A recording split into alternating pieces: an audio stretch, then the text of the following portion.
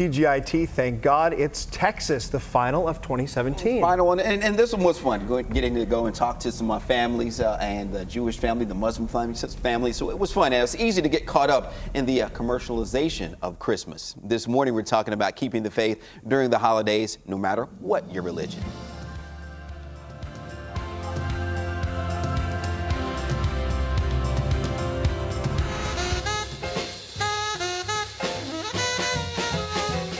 Christmas is everywhere. While it's the season of giving, the meaning can get lost. You know, and one of the things that we have really instilled in my daughter is remember the reason for the season, you know, and it's the birth of Jesus. Now, the Christmas season means different things to different religions. We sit down with a couple of families to talk about how they continue to instill their values in the midst of all of this. On the 8th night of Hanukkah, the menorah bugs light the night. The Arnotts are raising 2 little girls in Dallas. So it's Friday, so we're celebrating Shabbat like we normally do on a Friday. So we're in the midst of the Christmas season, and Hanukkah comes along with that. So how do you keep those traditions alive? Yeah, it's been kind of a tough year for us this year because my daughter, she was in a Jewish preschool, and this year she's in kindergarten and she's the only Jewish girl in her class. So she struggled a little bit with learning how to be different. Because I'm assuming at school, the kids talking about Santa Claus and Christmas and everything. So what kinds of questions did she come home with?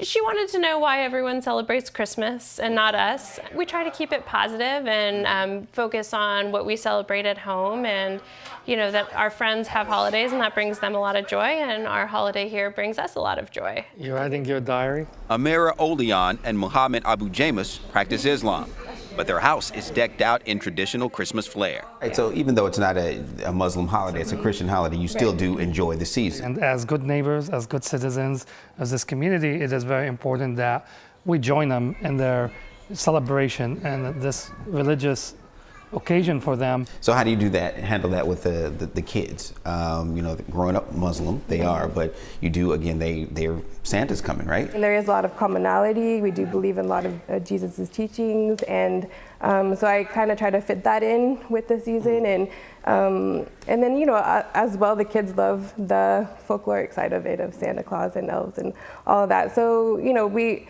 want them to enjoy, we want them to, you know, have fun with the holiday, but at the same time, keep their Muslim identity and know what our teachings are. Despite our different beliefs, we'll all be spending Christmas in a similar way, surrounded by those we love. So we have a brunch with our friends who are Jewish.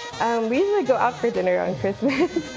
So just that family time and coming together Christmas Eve and then Christmas morning, it's all about us. It really is true. We're more alike than we are different. Right. When I see you talk to each of those families, and that's what we tend to forget sometimes, just in everyday life. You know, we get all caught up in the presents and everything and what we get, but it's about giving. And you see that in families. Yeah. And I think those families are wonderful examples of how they have such an open dialogue, because that's a lot to balance, but they do it beautifully. Yep, it is. It's good. Listen, I've gone out with my Jewish friends on Christmas for Chinese food and a movie. Right, yeah. If you're Jewish, you know what I'm talking about, right? So we want you to let us know how you keep the faith during the holidays. You can join the conversation on our Facebook page. Make sure you use that hashtag #IamUp. And Greg, thank you very much once again for your series, TGIT.